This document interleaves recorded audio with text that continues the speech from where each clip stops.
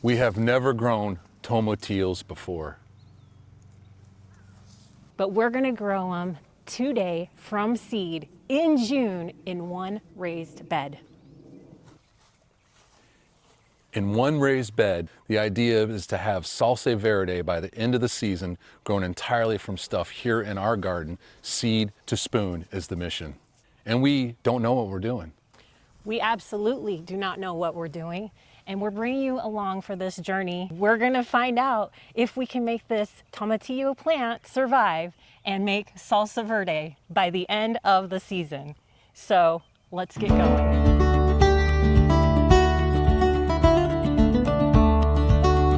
So a couple weeks ago, we were in the grocery store and we were talking about some things that we wanted to grow in the garden. We've got pretty much most everything we've tried at one time or another, but this time we're like, let's try something we haven't tried. And we talked about it before, and one of them was the tomatillos. And so we went ahead, we're gonna go ahead and give it a shot and see what happens. And this is what we came up with. I mean, we've never tried them before, didn't even really know what they were. We had no idea. Well, we had seen them in the store on the shelf before. Obviously, they're those little tiny, they look like tomatoes, but they're in like a papery husk. But like Stan said, we've never even eaten them before.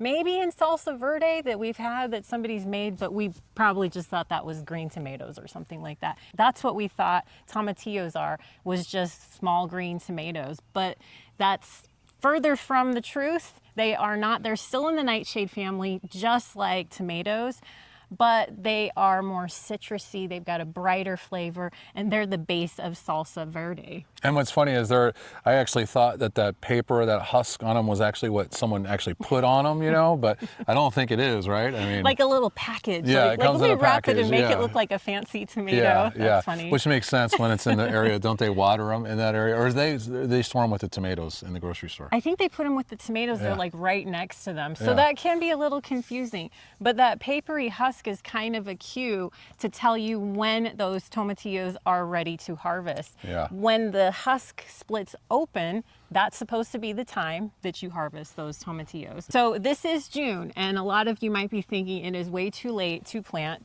tomatoes or tomatillos. However, I guess it really depends where you live. that's right. That's Yeah. one. And we are in zone 8A. So we don't get our first frost until probably about mid-October, early November.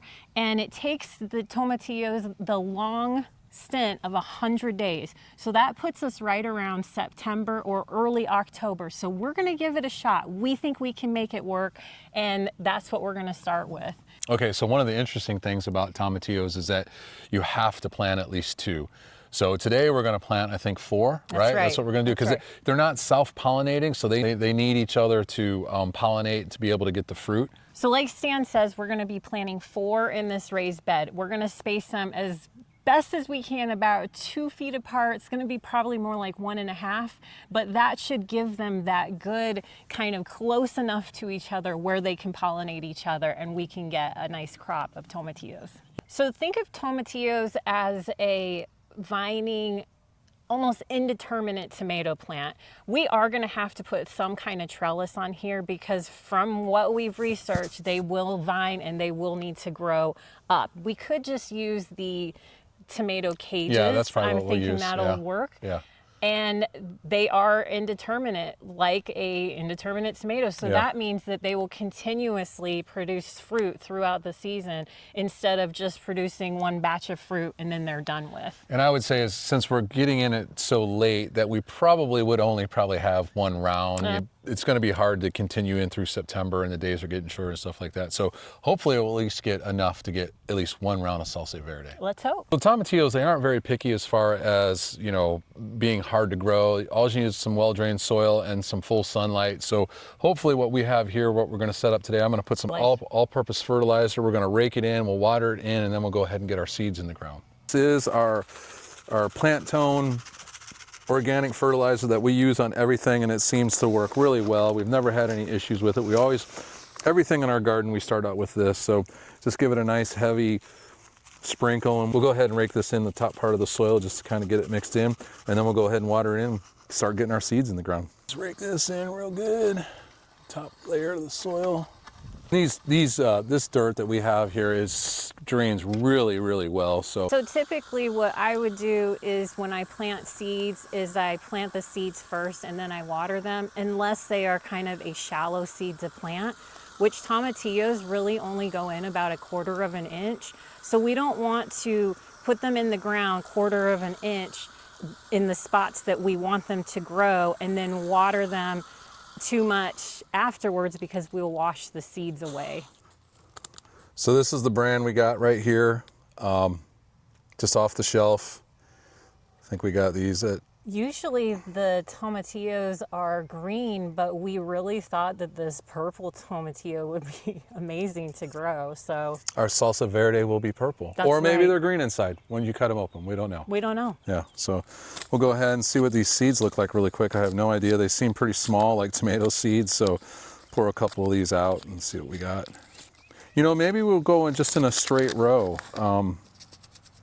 You know, maybe we'll just go right down the middle, like one here, one here, one here, and one at the end. What do you think?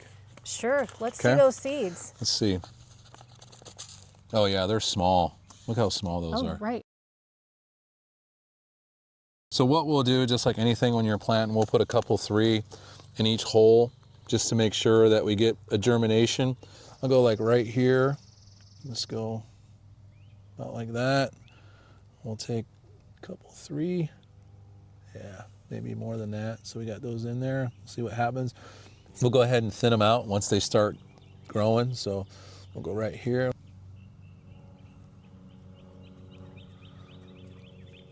Probably too many seeds, but like I said, we'll thin them out.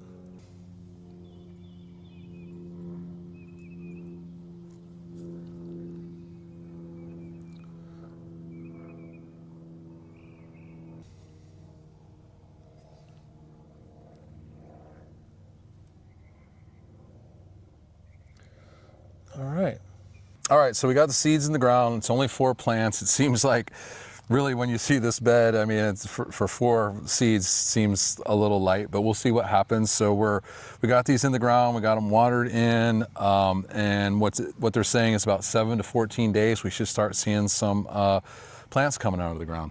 Yeah, and it seems that all the research we've done, when you care for tomatillos, it's pretty much like you're taking care of a tomato plant. You want to watch for things like pests and blight, and make sure that you don't overwater. Check the soil probably every couple days just to make sure it's moist enough but not too soggy. And again, since this is not on a drip system, we're going to have to hand water this probably every other day, every 2 days, and maybe 10-15 minutes of watering each time. I don't know about the shade situation. It just keeps telling us full sun.